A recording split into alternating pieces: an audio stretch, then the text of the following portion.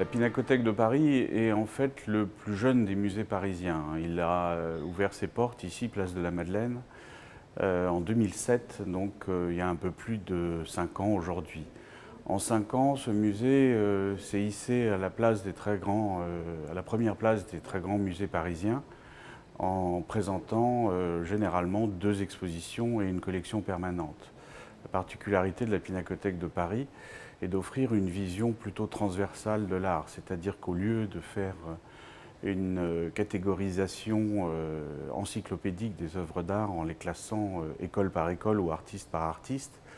elle a souhaité montrer en fait les ponts qui existaient entre les différents artistes et les différentes époques. Ainsi, on peut voir dans cette salle des collections permanentes, par exemple, 1000 ans d'histoire de l'art réunis en un peu plus de 600 mètres carrés,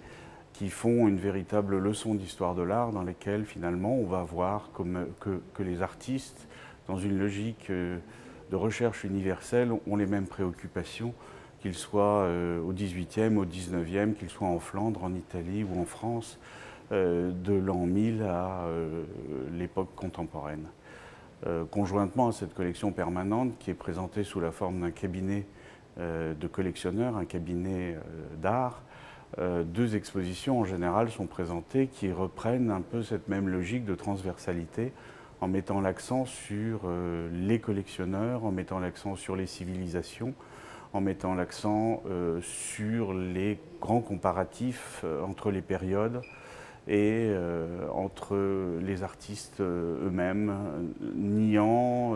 ou repoussant les frontières et les époques. C'est la particularité, je crois, de la Pinacothèque de Paris,